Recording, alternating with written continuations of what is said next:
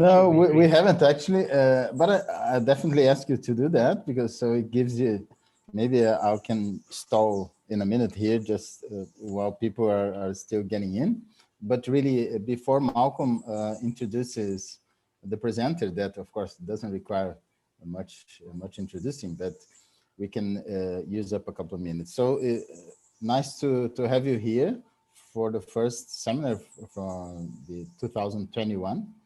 So it's nice to have a big crowd again, and we're happy to be in the second year pulling this tradition with quite a few people who have given very nice presentations last year. And then definitely today we're going to have a fantastic one. And so I pass on to Malcolm to just give a brief background on Magnus before he takes the floor. Yes, I met Magnus at one of the Barry Wills comminution conferences in Perth, 2004, I think. And I was really looking for someone who understood crushing, because we didn't have good crushing expertise. And then Magnus popped up, gave this fantastic presentation looking at the mechanics of how crusher breaks rocks and his model based. And I thought, here's the person to get into the GCC. And we've made connection there and have been working together. We're building stuff together now. And it's really nice to see at the course end, coming from mechanical engineering aggregate, that Magnus and his group have brought the mechanics of the process instead of just empirical backfitting, actually thinks about how rocks are compressed and what profile of a crusher. And I think we'll find that really interesting. I've learned an enormous amount from working with Magnus on a number of sites around the world. Actually, I'm not sure how many now. So we're working on redeveloping crushers for recycle crushing and utilization of crushers. So I'm sure you will hear about that today. So over to you, Magnus. I think bring a lot of value to the mineral processing side. Thank you, Malcolm. Now I will share my screen. And I'm really crossing my fingers for this today. I had a nightmare this morning because someone at university decided to change our template. And you know, it's 16:19 ratio. That was fine, but they also changed the absolute size in millimeters. And then everything was all over the place. So I still have some editing that needs to be done to make this look nicer. So my talk today is about cone crushers, and I had the subtitle Understanding and Improving the Performance. So my intention is to talk about how the crushers actually work, but with focus on improving performance. No one is really gained by understanding the internal mechanics, but if we can use that understanding to make the crushers to do more work and be more useful in the circuits, then we have had some improvement on the overall. So that's the final focus for me. But I will start with some basics of how crushers actually work, some internal mechanics and so. So the content is basically what I said, the theory, a little bit about my modeling and simulation, some slides about verification, because I could tell you stories all day, and if it's not verified, why would you trust me? A few words about OEE analysis, which is a very powerful tool, not only for crushers and analysis of the performance. It's a general tool, but I will show you how we apply it to crushers, and you can use it for any type of equipment later. Monitoring and diagnosis. And finally, I will focus a bit on feeding and how we use discrete element simulations for feeding related problems. And then I will sum up. So why do we have these crushers at all? And we can talk a lot about that, but basically we are in the coarse end of comminution. Of course, they are used in aggregate production also, but if we keep us to comminution and minerals processing, it's to produce a mill feed. If we only have a gyratory, primary gyratory, it is still a mill feed. It is a cone crusher also, but we don't call it a cone crusher. But everything I say will apply also to the primary gyratories, but I will not show any pictures. What we see in this picture is a production of a -40 mill feed that goes into, it's fed into ball mills. It's also typical to produce a -1/2 inch, and I've seen -1/4 of an inch also in the crushing circuits. So I will not talk about circuits. I will only talk about crushers today. So why do we have these cone crushers at all? And it goes back to the 1800s, and people were starting to make compressive crushers. And there were many attempts in the beginning. The concepts finally ended up to be what we know as the typical cone crusher today. It is important that it is called a cone crusher because the inner mantle is conical, and there are a lot of advantages that comes with that. This is a modern crusher. I will show you an older Simons crusher later, and the brothers Simons, they got the first patent in 1922, maybe 25. And as far as I understand, after reading a lot of historical documents, they actually built crushers that had all angles, and they had the main shaft horizontally, and that was called the disc crusher, and a completely flat chamber design. It was called the disc crusher. We don't see them anymore. They were all thrown out of comminution in the 50s, I think. But I just happened by accident I got an old book from a professor here, and I dropped the book, and it opens up on the disc crusher. It's a general book in mechanical engineering, and it kind of talked to me, showing this disc crusher. I can show it to you later in the physical book if you want. There are two main concepts. I will talk about them later. Both are cone crushers. They happen to be quite effective and useful from a mechanical perspective and maintenance. So it's like after many iterations, we are at these type of concepts. And we could talk a lot about why this angle and why this bearing and so forth. I may come back to that later. When it comes to aggregate production, it's a different scope from minerals processing in mining. And I actually started to ask this question a few years ago: why would the crushers be the same? And of course, they should not be the same. But because of, I don't know, ease of development and keeping spare parts in stock and so forth, this has been quite common. And the companies, over the years, the different manufacturers, they have moved back and forth between having one development team for both type of crushers and then split it into two halves. And then the economic cycle comes with almost a recession, and then they merge again.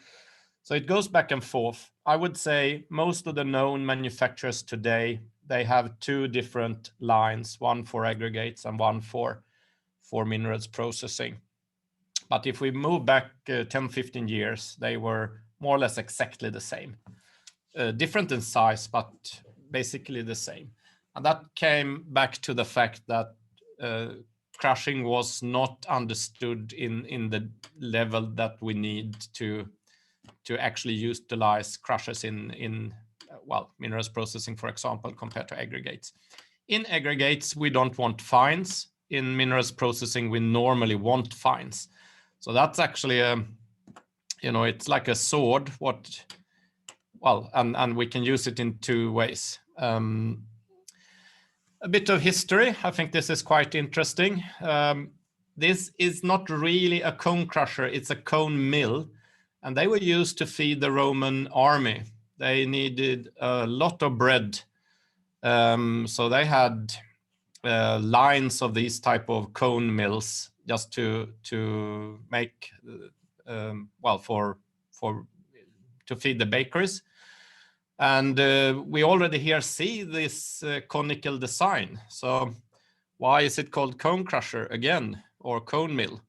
Well, the conical shape is important because if this part wears, we can still move the upper half, in this case, downward, or the lower half upwards, if it's a modern crusher, and we can still keep the, more or less keep the geometry intact and keep the what we call the closed side setting.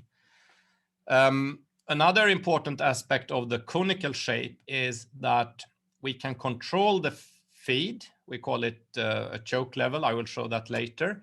But then due to the cone, if we have a cross section that is narrow, quite high up, then the cross section opens up and it makes it easier to crush in single particle breakage mode. So that's very important in cone crusher chamber design, liner design.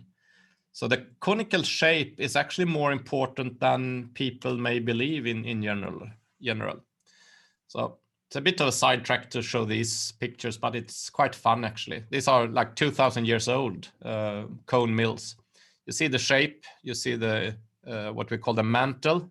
That's the inner part in the background, and then the concave rests on top here. Still quite intact actually. You also can see them on these boards in the Vatican Museum.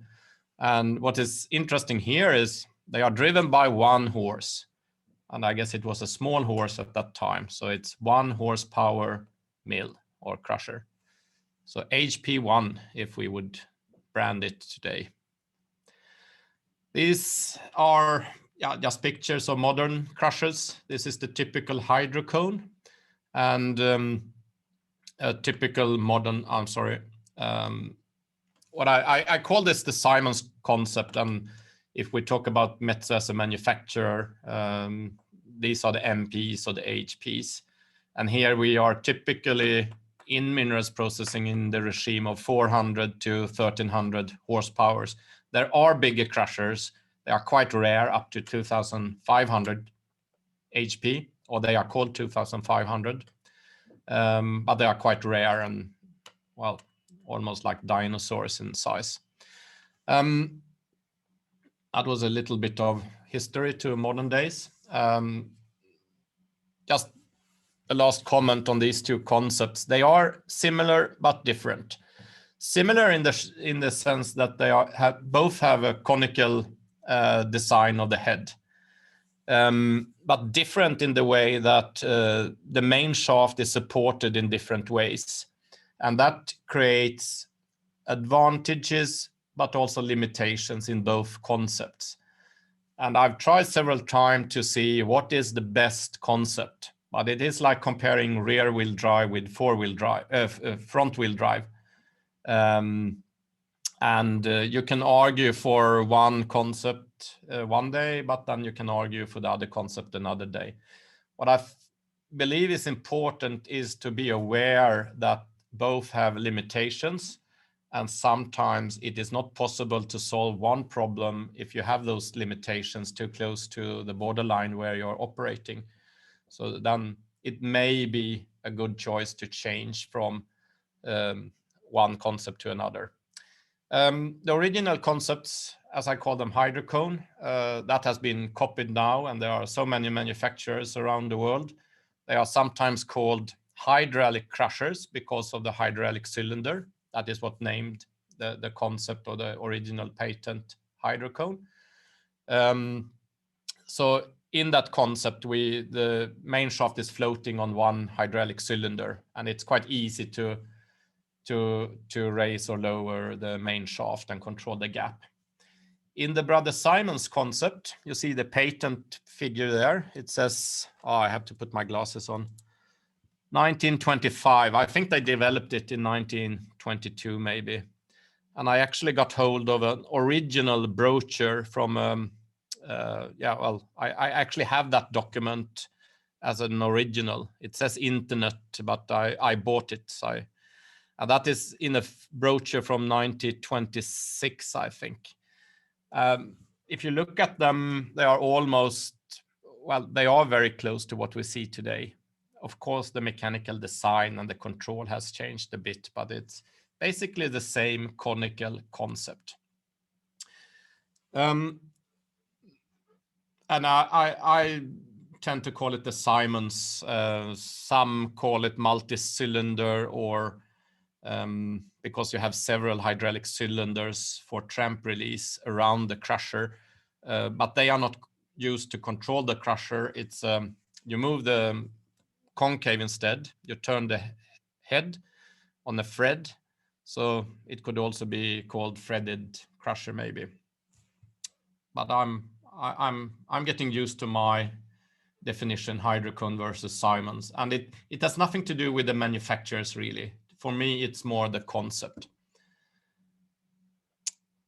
I'm going to show an old discrete element simulation that at that time it was a PhD student. He's now a researcher at the Fraunhofer University, Johannes Quist. He's leading the DEM group there. This is an EDEM simulation, and it's 13 years old. We were just laughing yesterday, and Johannes said that skunk work became that good. You see, it's clustered clumped particles. They look like blueberries, but if I would move back again and start it all over. What is good here is we see the choke level quite high up in the chamber. The particles are queuing up, and then due to the conical shape, when they are crushed, there is so much air and volume around. So we go from an interparticle breakage mode to a single particle breakage mode. So now I'm coming to the model structure in my crusher model. And we start with the crusher design. That's the mechanical design, more or less the precise design drawings. From those, we can get what I call crusher dynamics. So the drawings and the kinematics of the crusher, the speed of the eccentricity, well, the drive shaft and then the bevel gear gives the speed to the eccentricity, which gives the motion of the main shaft. And on the main shaft, the crusher liner is attached. That would give us something that I call crusher dynamics. In parallel, we need to characterize the rock material. I will show you how we do that. We chose many years ago to go the route with form condition crushing, which is geometry controlled. And from that, we get what we call, well, breakage behavior. That is describing the size reduction process. And at the same time, I can record the pressure response or the force response. If I link crusher dynamics to the size reduction and I combine it, I can basically calculate what the crusher will do with the material, the interaction between the crusher and the rock material. It's like petrol in the combustion engine. You can characterize petrol and you can describe the combustion engine, but you need to join the two of them into internal combustion engine machine to fully be able to analyze and simulate the performance of that engine, like the engine speed, the torque, consumption of fuel, and so forth. We could add this. I had a PhD student on wear of crusher liners, analytical way of analyzing that. So from pressure response, combining that with a wear model of the steel in the liners, we could actually also predict crusher the effect on the crusher performance, because we will change the geometry. So this was very simplified, but I wanted to give an overview of what we're doing. Well, we have the two concepts again. In my early days, I worked mostly with the hydrocone type of different reasons. I had very easy access to those geometries, and that were the most common concept in my part on the west coast in Sweden at that time. I think today we see both concepts quite well blended all over the world. So, and there is no difference in terms of understanding and operation, really. They look different, but all the principles that I will talk about are exactly the same. It is like front wheel drive and rear wheel drive on cars. They both work in a very good way if you are a taxi driver. If you are a car enthusiast, then you may have different opinions of color of the car or leather seats, or if it should be used for drifting, then you maybe want rear wheel drive. If you want stability on ice roads, then the front wheel drive could be better. And it's similar here. So a few words about the flow model. That is what will describe our internal motion of particles, and it gives rise to a velocity profile internally. And well, a crusher is a cyclic machine, so the particles are resting when they have been squeezed, but then the crusher is opening up again. Depending on the speed, you can either, if you have a low speed, you have sliding particles that we see to the left, a particle initially at rest when the mantle is slowly opening. If we look at that single particle as a point, it will slide on the mantle. Crushers do not operate at those slow speeds because it would give rise to quite, well, a lot of friction and wear, and you would get low capacity also. So normally crushers, and this was discovered almost 100 years ago, like the Simons brother, they saw that quite early when they did all their trials. Of course, they tried different speeds. We normally operate in the free fall regime. So the surface of the mantle at all points is moving away from a particle faster than the particle can fall.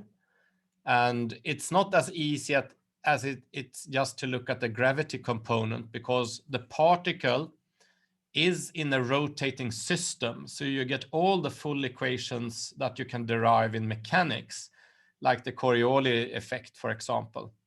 And that plays a significant role in here. And I didn't believe that in the beginning, but I actually did multi-body system analysis. And if you discard those effects that you normally say that is not acting here, because it's a particle that changes the radius in a rotating system, all the vector products must be taken care of. And the Coriolis effect is one of them. So I know this sounds boring, but it's important to know that it's more complex than it may look like. For that reason, crushers operate in what we call the high-speed regime, and it's free fall of particles when the crusher is opening up. If I put that together, I'm not going to bother you with all those equations and the solver I used when I programmed this. This is just the result. So the red trace here describes a particle, one single particle that is initially at rest on the mantle. When the mantle is opening up, it will actually fall straight down. If you look at the middle simulation, that's the standard speed for a 36-inch hydrocone crusher, 360 RPM. It's 6 Hertz. So it's, if I would count very rapidly, I can count to 6 in 1 second. So if I knock, I don't know if you hear this, it's this type of speed, 6 Hertz. Looking at the equations and doing the simulation, that would give us 11 throws or compressions of that particle. So I say I simulate the path of a particle, but the particle represents a volume of particles that corresponds to volume that we will compress during one revolution. So these red zigzag patterns, they also define what we call crushing zones. And you see that in the picture to the left. So if we compare left to right here, I have a very low speed, 269 RPM. It just happened to be that when I changed pulleys. I did this in real life. I've done trials. We see that in that case, we get 9 strokes or compressions compared to 21 if we increase the speed to 580. It's a very rough operation if I go down in speed. And if I go up in speed, which I many times promote, we get a very smooth crushing operation. But you also see that the particles is not falling down so far, and the velocity profile will not be as high as for lower speed. So we lose capacity. But if we have the same power, we can focus the power into a lower capacity and we can get more reduction, actually. So we need this particle simulation and velocity profiles for integration of the capacity, but it's also a good explanation for other effects of crusher speed, eccentric speed. And it's not so common that people talk about this in the industry. I think it is becoming more common, actually, because VFD, frequency drives, are becoming more economically viable. So you may see this that in some installations, if there is a VFD, you can try different speeds. Okay, I had a take-home message there. So I do promote higher eccentric speed if you are looking for reduction. It also provides better particle shape in aggregates if you want that. But the product is finer, so it's a trade-off. The size reduction model. Here is where my title is not very good because of my problem with the template. I got inspired by Dr. Whiten from the JK MRC Center, and I'm not sure he was the first, but I certainly know that he has used selection and breakage in his modeling work. So selection is a function that says which of the particles will be crushed when we compress them. If it's interparticle, not all particles will be crushed. And breakage is a function that tells us how much they will be crushed. So if we put that into a cone crusher model, it will be repeated compressions with selection and breakage. And if I refer back to the particle path simulation, we had 11 compressions for the standard speed for that 36-inch crusher. That means that we will compress one particle or a volume of particle equally, an equal number of times, like 11 times. So this will be repeated in the mathematics as many times as is stated by the particle path simulation.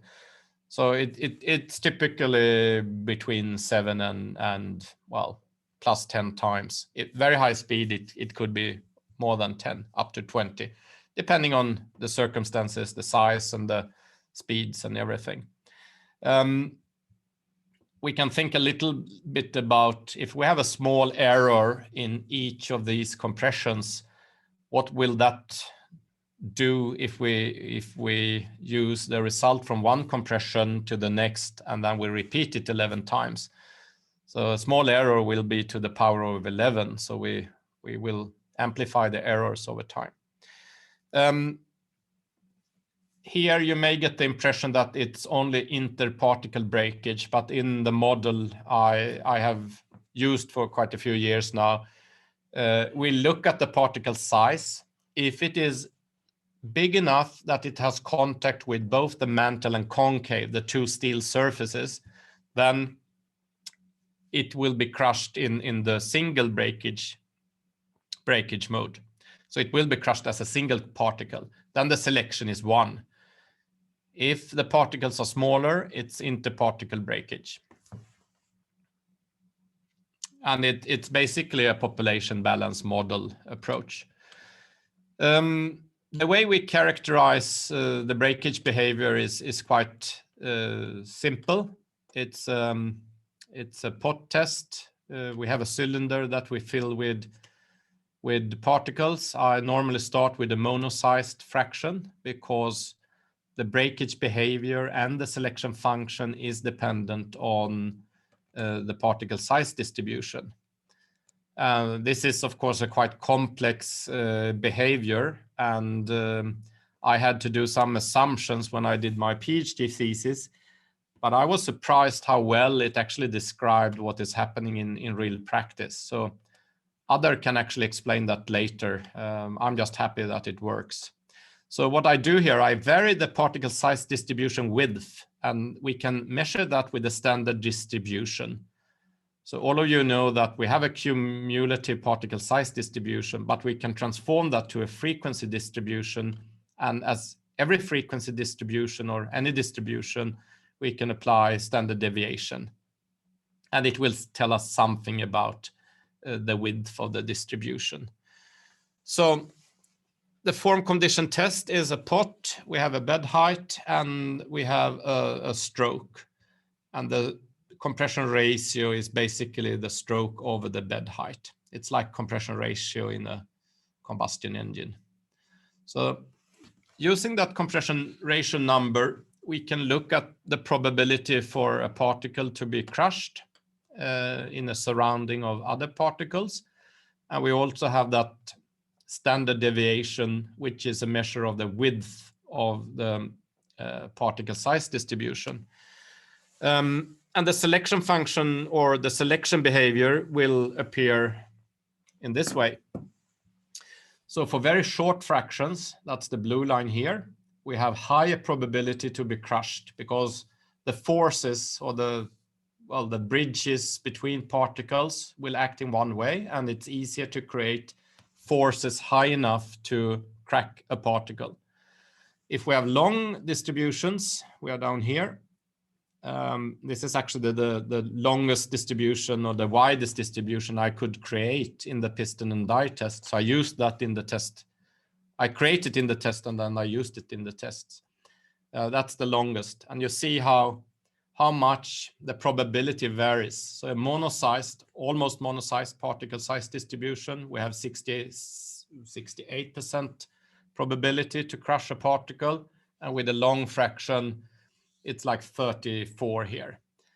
There is a packing limit also. We cannot exceed that packing limit because then the crusher will knock. We will have very, very high internal forces if we would go over that. So from this, we actually get a take-home message also. It's easier to crush short fractions than long fractions. So scalping before crushing, screening out fines could be a good idea in practice. The particles that are crushed, we screen them and then we can fit the breakage function. And within this community, there are so many researchers that has done tremendous work on breakage functions. This is basically my first attempt, and we are looking at other alternatives. I think this is something that we could converge to within the GCC and around the world. There are many options of this. And this is just a function we used, when I started, and we are still using it, but we are looking at other functions also. I was surprised when I compared quite different rock materials in aggregate production, how close together they actually were in the breakage functions.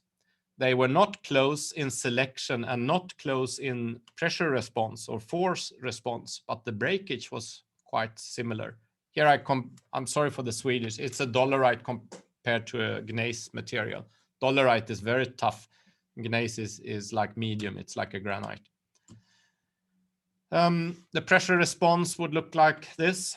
Long fractions are they have a very slow pressure response in the beginning, but we can achieve very high pressures when we compress at higher ratios. And the packing risk I point out there in red, that could potentially be the regime for an HPGR crusher. So we are working on the same envelope here, but the cone crusher don't want to be in that regime, while an HPGR would like to be there. And you also see that the HPGR should probably have fines fed into with this longer fraction width compared to a cone crusher. So if I have problem with high internal forces, packing, head bounce, then I should probably scalp out the fines. So this goes into the model. Yeah, that was another take home. What I showed earlier was interparticle breakage. Here we have tried a couple of hundred particles in single particle breakage. So it's only one particle between two steel plates in compression. And here there are also a lot of options for how to model this. This is a simple function that we have used.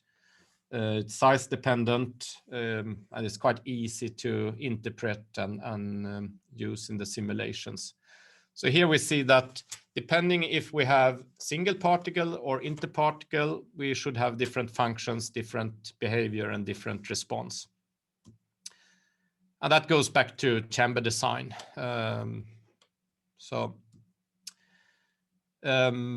This is just to show a potential, what it looks like roughly on a mantle in a cone crusher.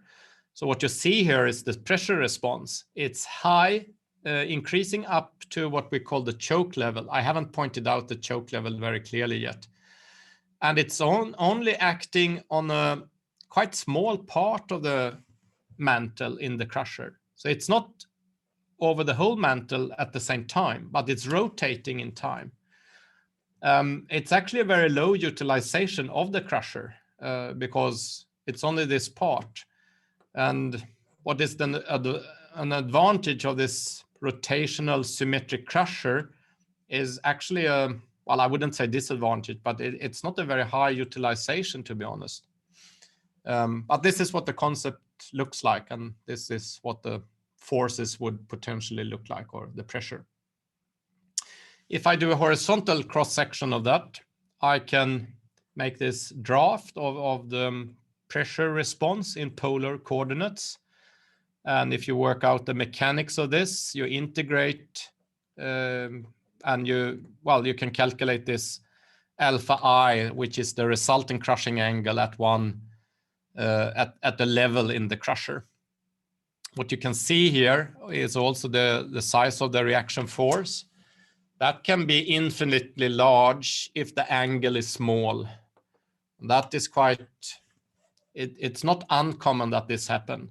You can break a crusher with very large internal forces, but because when you calculate the torque, you hardly see the torque. So you can crack the crusher with almost no power or very low torques. And that goes back to this resulting angle. So that's important for crusher design. All these are quite complex functions, and it starts with design, and then you do the analysis, and you come down to different levels. It's it's non-trivial and non-linear to go backwards, but at least we have this explanation. If I take that cross-horizontal section and I integrate it over all levels, I can get an overall resulting crushing force, which is the red one here. And in this particular case, I've done it for a Simons type crusher. That crusher does not have a supporting bearing in the pivot point. So the full torque has to be taken up in the excenter. I haven't showed it here because I'm only after the power draw or the torque on the excenter, not the torque supporting the main shaft, but the torque turning the excenter. And we get this expression. So we can actually calculate this from the resulting force, and the resulting force can be integrated from the pressure distributions in the crushing chamber. that comes from the rock material behavior and the crusher dynamics. We can do the same for a hydrocone type crusher, and you see that the equations actually look a little bit different. The general structure is the same, but they do look a bit different. Oh, here I see when I changed my template that red arrow should be at the black arrow here. It moved a little bit. Sorry for that. So remember that this crushing angle that can limit the crusher operation, and if a crusher manufacturer is not aware of that when they do the design, that can be a limitation. So some crushers cannot draw the full power, the power installed, and that comes back to this crushing angle. The internal force is high, which limit the operation, and it's almost impossible to make it to draw power, and it has to do with this angle. It has to be redesigned, either the liners or the whole crusher. Okay, the velocity from the simulation of the particle that was moving downwards. For each compression, it will go through this cycle that I've shown here. So this is, for one revolution, this is the velocity distribution. And look here, here the particle is at rest. This is at the closed position. If we rotate here, it's actually, well, we are following in a rotating coordinate system. It's the mantle that rotates, but I've shown it on the concave. The particle velocity is increasing downwards, but then it gets nipped and it is crushed. And because of the conical head, the particle will be moved upwards. So there is a backflow in the crusher. And normally you would not actually think of that like a negative capacity. So thinking of different angles of crusher concepts, some have flatter heads and they have a bigger backflow. They have to compensate that with a bigger throw to get a bigger downward flow instead. Otherwise, the difference would be too small and the capacity downwards will be too small. So what we do in the model is we basically integrate this. It's a double integral over angle and the radius. Yeah, I wasn't sure if I should show this, but I just wanted to show that all crushers, independent on the concept, there are options in liner selection. And if you're not happy with one of these specific liners offered by the manufacturer, it is possible to tune them. I normally machine them. If we know for sure what we want to do, then we can take something that is close to what we want and we can machine it, and at least we have a good prototype. And it's not very expensive and it's quite fast, rapid to do that. If you are going to a foundry and ask for a new liner, that could take quite a few months, I guess. Coming back to, well, the reason why I showed that picture with different liners is, I go back again, you see here that if I take this fine liner here, the narrowest section is about here. It's about a quarter down in the chamber. But the coarser you get, the further down you have the choke level. So that's why I want to talk about breakage modes and choke level. Down to the choke level, which is the narrowest cross-sectional area, down to that level we can have interparticle breakage, but not below, because the conical geometry is opening up the volume. So we don't have the confinement needed to create particle bridges. So somewhere below this choke level, we will only have single particle breakage. And that is also important for the understanding of crusher operation. Okay. Yeah. So here again, we saw that simulation before. I just pointed out the choke level here, and you see this is the hold up. It's the narrowest section for the particles. They can't pass there unless they are broken. And it's not single particle breakage, it's interparticle breakage here, but below it's single particle. Okay, putting everything together, we can follow the particle size distribution as we go down the chamber. I need to speed up a little bit. I did a lot of full-scale tests when I was working with my thesis. And here I compared simulations with full scale. They look quite similar. Of course, there is a little bit of variation in the full scale. So what I do is I go into the frequency domain instead of looking at cumulative, because cumulation is integration, and that's a type of filtering. You have more precise information in the frequencies. So here I compared the different fractions instead. This is in the frequency domain instead of the cumulative functions. And here you can actually see that the 8/11, for example, it peaks at around 10 millimeter close-side setting, which is the same in the full scale. It could also be explained with, if you have close-side setting, then this type of particle size can pass without not being crushed. So it's crushed down to a size where it can pass. And of course, that should be an optimum. But it follows, the simulations follows the reality, as you see. So I'm relatively happy with this. The behavior is quite or very close to real operation. Still having all those assumptions about the dynamics and the breakage model and everything I've been talking about earlier. So is it all lies or does it work? To start with the choke level, or the dynamics, I don't remember where I got this, but obviously we have indentation marks from mill balls here. And if the ball corresponds to particle on the mantle, we can compare it with the simulations, and we see that that actually fits quite well. It's not very far from the simulated results. It's very close, I would say, and the behavior, the quality of the simulations is there. When it comes to capacity, I took a standard mantle, actually 4 of them, and I tell you, they made a lot of jokes when I machined this.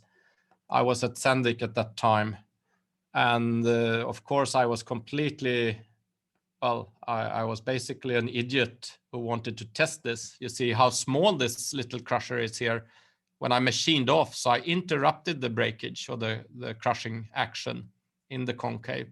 And this was the easiest way of trying or testing the theories and well, to evaluate the model and the simulations. So I could have interrupted breakage at different levels of the crusher. And as I said, everyone laughed until I actually showed the results. About here, we have the choke level. This is a fine, typical fine liner, and the choke level is quite high. And these are the actual results in those tests. So in the full liner, I had the close-side setting just around 7.6. 11 throws, this is the result, corresponds well to the simulations, and then the interrupted results. So, and also capacity tests. Capacity is dependent on friction and moisture and feeding conditions and so there are still quite a lot of work that can be done here. And I guess for the feeding, discrete elements is a good way. So I hope this has been a little bit convincing about the actual relevance of the model. Now more to practical use of crushers and how we can verify what they are actually doing. We have used the concept of OEE. It comes from TPM, it's a Toyota method, and OEE is overall equipment effectiveness. It is basically a measure of how well you are using your equipment.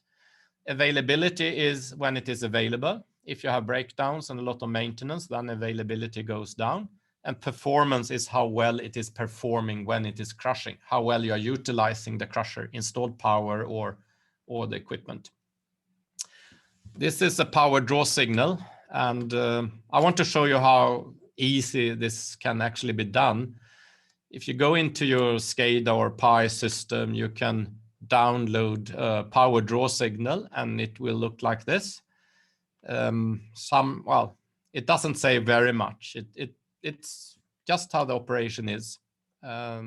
It's on and off, and it's on high level and low level, idling sometimes, not fed at all, or not available because of maintenance. This can be analyzed on short term or long term. We normally look at a day, a week, a month, sometimes a year.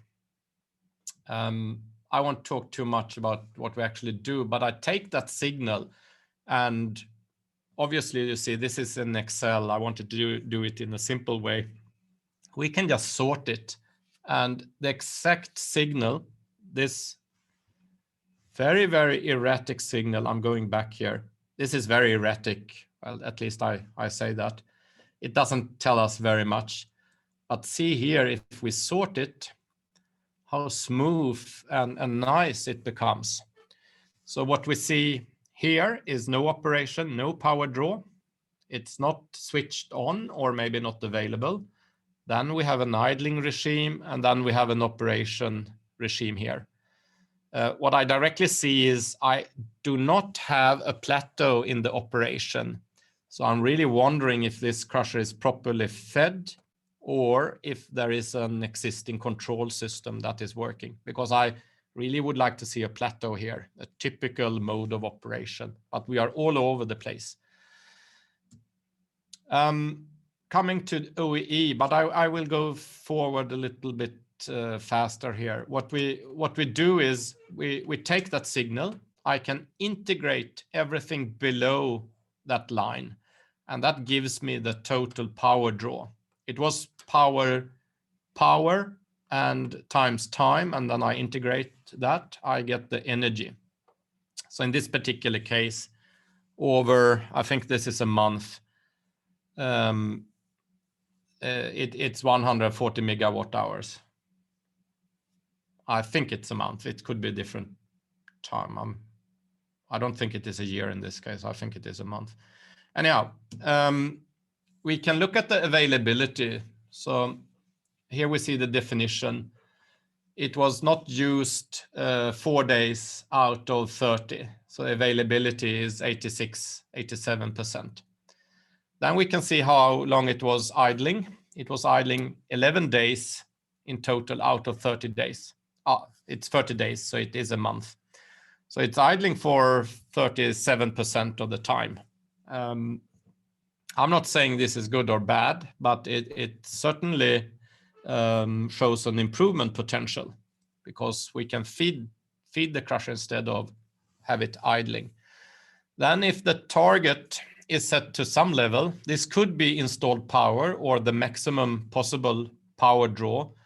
We set the target somewhere, and then we can calculate how much of that target we are actually using. So the integrated surface is about, as you see here, 56%. Those 140 megawatt hours out of 250 approximately.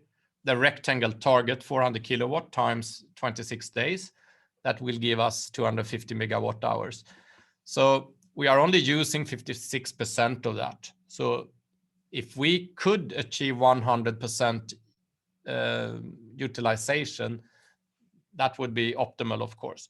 Now, 100% is not possible, but if we look at this, we take the performance and we multiply that with the availability. Still, the availability was quite good here. We get an overall performance of just below 50%. If that figure is high or low, it's up to each and one to judge. We can never reach 100. 85% is typically the highest possible industrial standard according to Toyota. But if I say that I improve it with let's say 10%. I take it from 48 to, let's say, 60. That would still be an improvement with 20%. And that's quite possible to do. So from a performance or production point of view, that would be possible. So the question is, what is the reason and how do we do that? Then I come to this feeding conditions, and I jump a little bit fast here. Segregation is a culprit in crusher operation. Segregated feed, the feed segregates because of differences in particle size and also misalignment of the feed. That will significantly affect the crusher operation. And remember, I said it's a rotational device, so the pressure zone is moving around in cycles. And if we have different feed around the feed inlet, then we will have different forces and different power draw around that crusher. So it goes in cycles. And if we have different stress cycles, that can lead to fatigue and many other problems. And one problem is that many control systems are measuring and monitoring average power draw or power load, load, pressure or hydraulic load.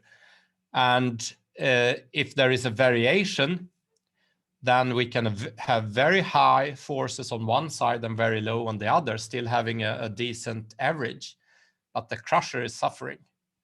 And if the control system notes that it is suffering, it will open up, and then the circuit or the process will suffer because we are not making the optimal size reduction. So I'm looking at the time, and then I see I'm running out of time. We have done this in real life, and we proved it in laboratory. So in this case, we moved the inlet of the feed to a crusher.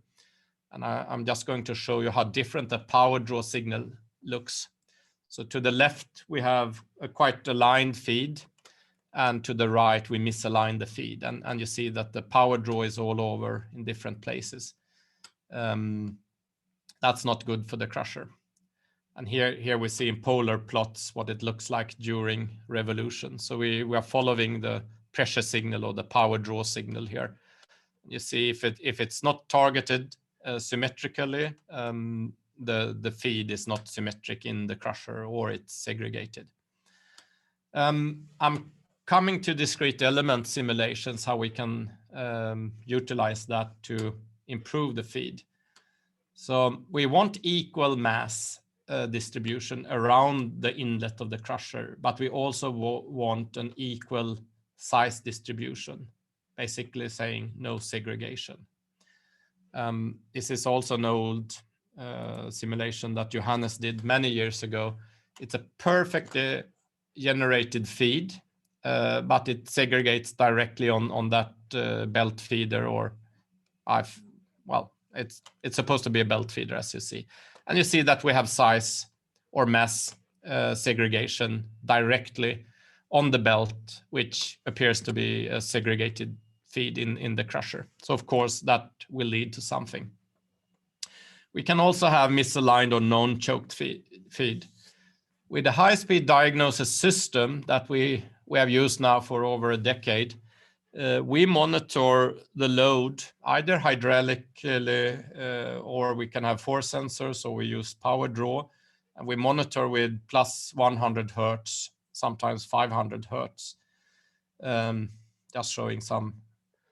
I'm normally replicating the manufacturer's signal by taking out the transducer, put it through this box, which optically replicates the signal. It's not a galvanic contact, so it's a replication, and then we feed back the signal to the system. So we are not interfering at all.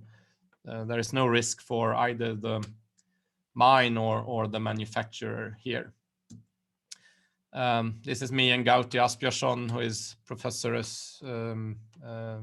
He has a postdoc here at my research group. We are monitoring here, sitting in the hydraulic room somewhere in the world, and trying to make a diagnosis of a crusher. This is typically what it looked like, very high amplitudes around, well, for each revolution we get these variations. And in this particular case, it was a non-choked crusher. We choked it, we fed it better, and this is just a matter of a couple of minutes in difference. And suddenly the pressure signal goes from this to this. And the crusher has a much better life, control system is operating better, and the product is finer in this case. Yes, segregation again, typical vibrating feeder. We see finer particle to one side and coarser to the other. If I look in polar coordinates, we have this flower type of behavior of the pressure signal. It varies in time, but then we can plot it in angular coordinates, and we synchronize that with the eccentric motion, and we get these type of plots. It would be good if it was even, and it should be centered around 0. Here we see a funny pattern, so it's both segregation and misalignment. And here it's actually worse. It goes down to 0, so because there is no particles on the side under the feeder. This crusher is fed from the side where we have the yellow particles. This leads to internal very high forces, in this case, lost lubrication films on the step washers. This is a plain bearing that is taking all the load in the main shaft. Fatigue of bolts and so forth. So how can we come around this? I'm looking at the time. I will close this as fast as I can. I just want to show you a normal way of working here. When we have identified this, sometimes it is easy to say how we should manipulate the feed, but sometimes it's not that easy. And in those situations, it is very good to use discrete elements. This is a simulation that Johannes has done in his new software. It's a research discrete element code called Demified from the Fraunhofer Chalmers Institute. And I have to watch here. These are clustered particles. Johannes also has polyhedrons. But this type of simulation is extremely fast to do. And you see that it's particle mass here in the color scheme. So we have bigger particles. They are riding on top of the feeder and ending up on one side of the chamber. And what we would like is an even distribution. So if we look at the crusher from the top and we put in this coordinate system with the angle theta, I think it is here, we can define the ratio between mean particle mass and that will be a measure of the segregation. And then we can look at how much mass in ratio to the overall mass, that is the alignment of the feed. So we have two different numbers here we look at.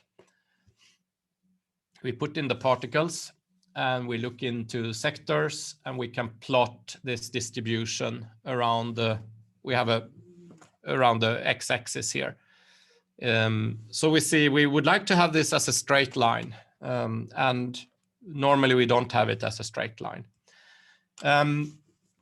The point with these clustered particles is that we have very fast and we can have a rapid development process here. So we can come up with adjustments of the feed. Some of these are quite crazy, but the first one, the concept A, it's a rotating disc. They do exist. I made a couple over the years, and it improves power draw with about 25% in a quite good operation. The middle concept is a static rock box. That's actually what manufacturers are promoting. And if those would be properly installed, many problems would be solved actually, or we would not experience so much of problems.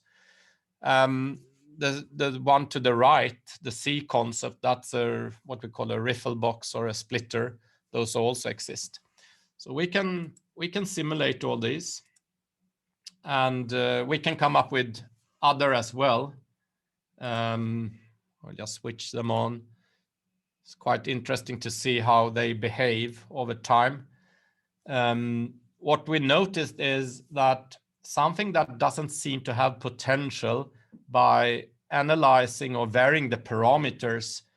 Let's look at the concept B in the middle here. It's not very perfect at all, but moving that static rock box or dead box around a bit, we could actually improve that significantly. We have done that in several operations now, and it has been working quite well with such a simple concept.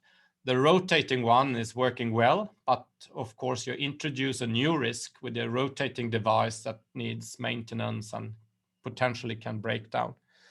I'm not going to show more detailed simulations, but what we would do in addition to this, when we selected the concept, is to go into a more precise simulation with polyhedron type of particles, which has better resolution. To close off this, it's always nice to read manuals.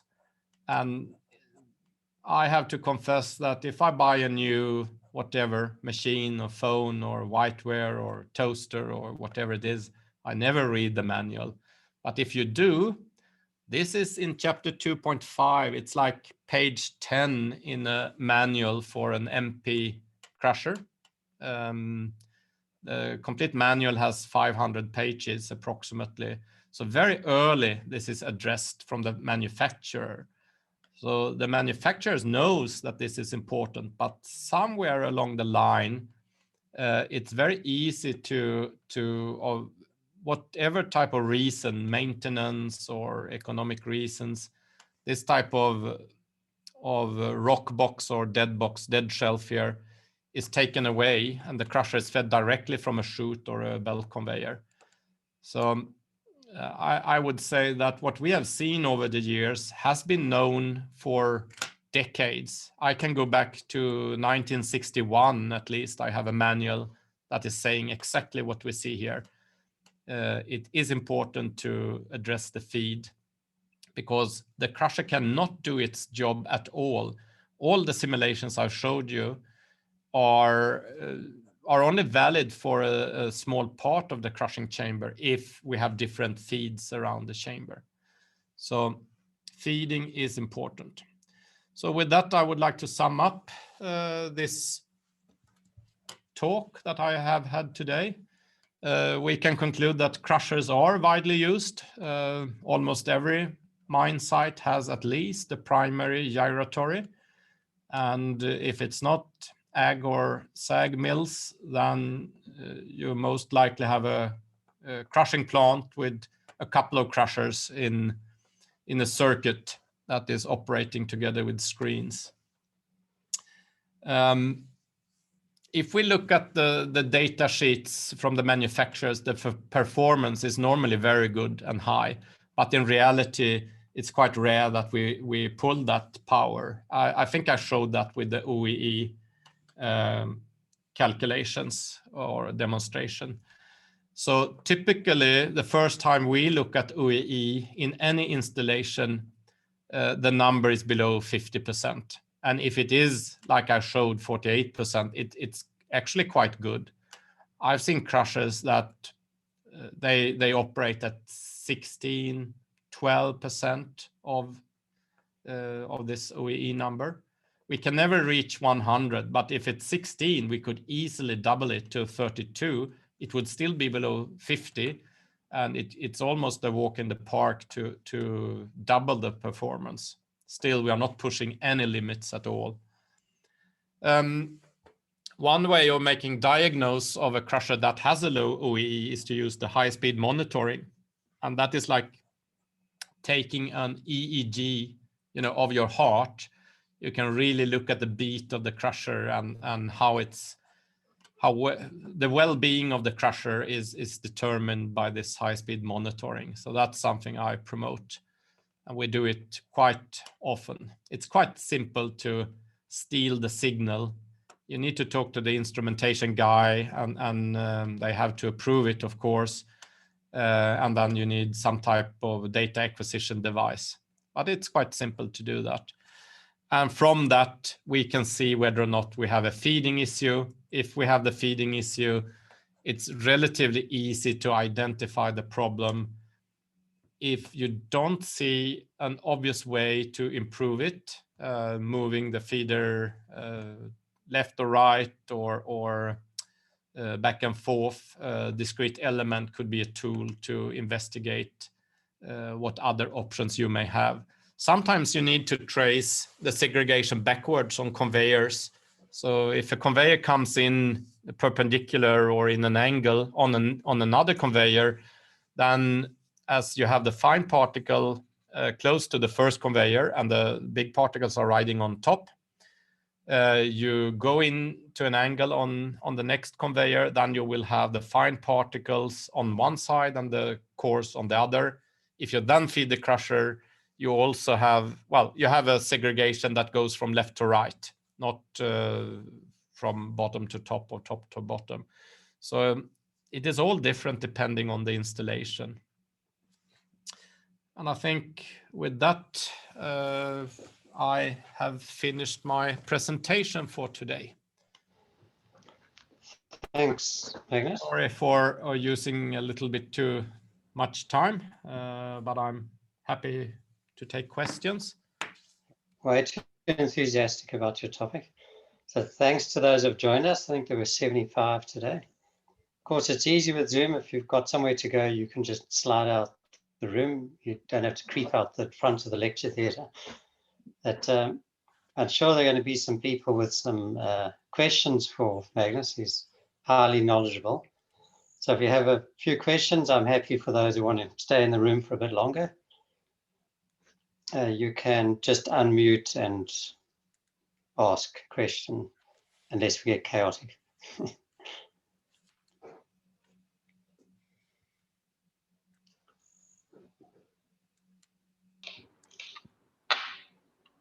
So, good morning. Is it afternoon?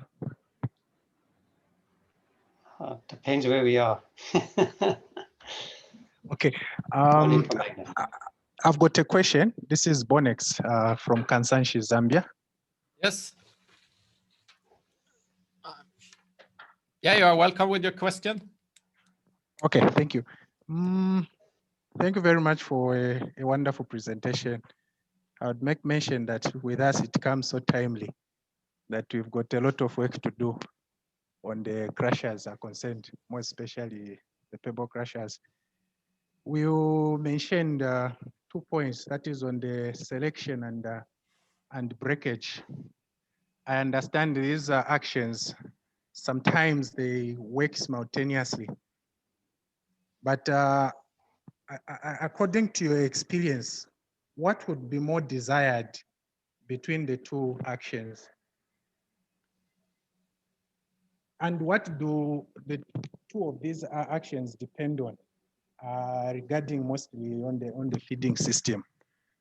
We understand it's a point that we have noted on our case that some crushers are not properly operated because of the way we are feeding them. And there's one circuit where we are doing the upgrade. We advise that we introduce the feeder actually when feeding the same crusher. So what points or what are the things that depend or that bring about proper selection as well as a breakage, and what is the desired between the two in the operation of cone crushers? Thank you. Yeah, I'm trying to interpret your question because I would say that they are material type of behavior.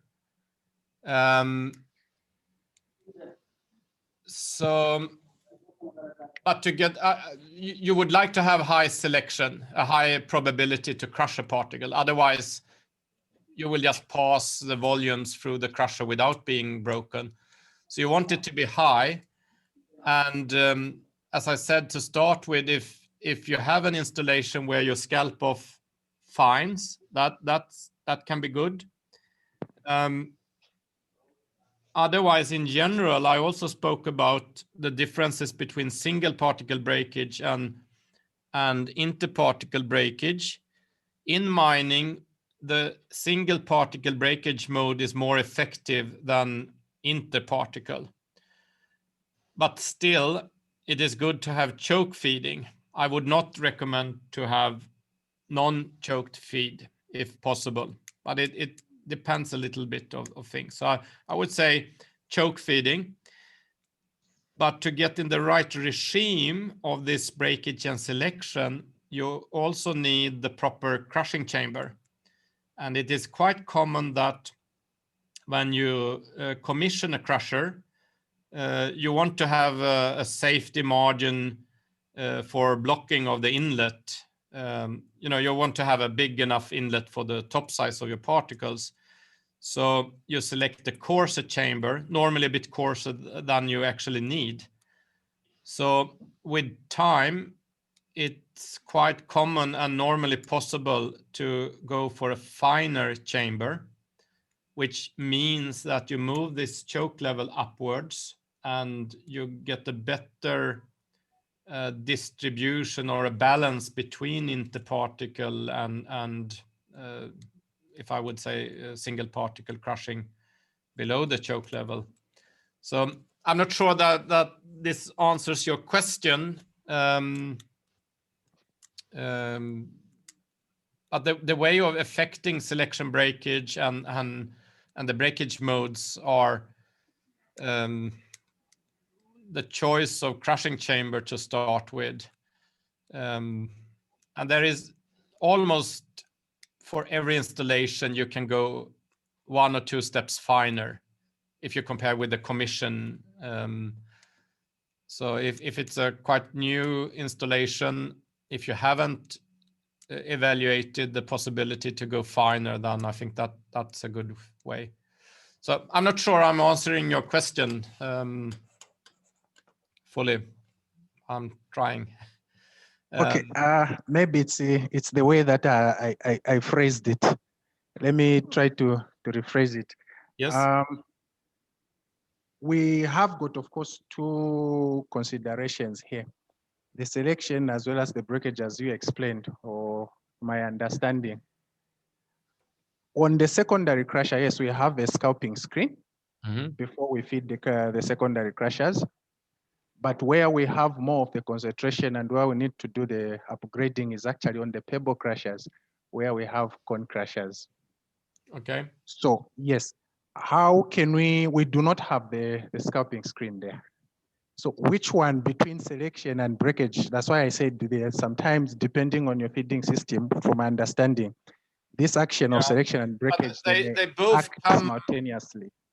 I'm not sure I fully understand the angle of the question, but it's not easy to separate them because they are both complementary for the material.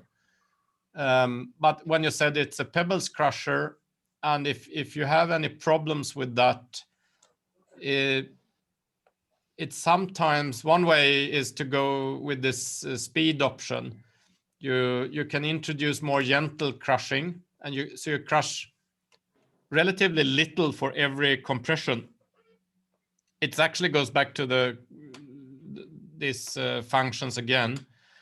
And by doing gentle crushing, you won't go that high up in the pressure response. So you can crush without over loading the crusher. And the highest speed will also give you a somewhat lower capacity. So you normally can go finer, significantly finer in your setting. So I don't know, you didn't mention if you have a problem with the pebbles or not, but when you said pebbles, that is a quite common situation. No, actually, you are very right. We actually found out that the crusher that we have is of smaller capacity, so we're trying to go up. And the other thing that we came to realize is that we cannot utilize its effectiveness because of the feeding system. So those are the things that you want to consider as we are trying to upgrade it. But otherwise, you've answered my question. Thank you very much. Okay, thank you. Any more? You can either put a hand up, or if you unmute, we'll know that you want to talk. I can back up Magnus with the recycle crushers. There's huge opportunity there. That's the ones I'm seeing with the lowest utilization, and chambers that are way too coarse when you've got a really controlled top size. So they have a great opportunity to improve their utilization in mineral processing. Yeah, I would say in general the opportunity is out there. So it's really worth the effort to do a little bit of assessment, just to look at, as I showed here, the OEE, download some SCADA data from the PI system, just sort the signal as I did, and then see what it looks like. If that graph is far from installed power, which is the normal situation, then you can start to ask these questions about, well, why is it like that? Is it availability? Normally, it's actually not maintenance. Maintenance works quite well in most operations I've been to. It could be too little feed, that the crusher is idling, and then it's a consequence of the circuit. You need to feed it more. And when it's fed, it's not pulling the power, which could be a consequence of how the material is introduced. So then we come back to the segregation and the misalignment. Well, as you say, can see Magnus is a font of knowledge, and I see Johannes is on there, who we're working with. We're doing a couple of projects right now on just these problems that Magnus is talking about. So there is great opportunity out there. You've got Magnus's contact details on the flyer as well. I'm sure he's happy to follow up if someone has other specific issues.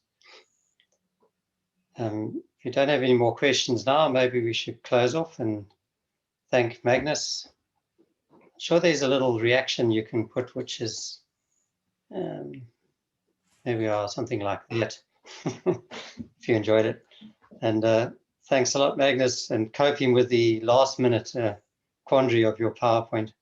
That was quite stressful, I would say. Yeah, for all those who came along to join us, I hope you've really enjoyed it. Highly informative from you, Magnus. Thank you very much. And we'll catch you all in next month's seminar, which Sherry will circulate. Right. Thanks, everyone. Thank you, everyone. Thank you. Thank you very much.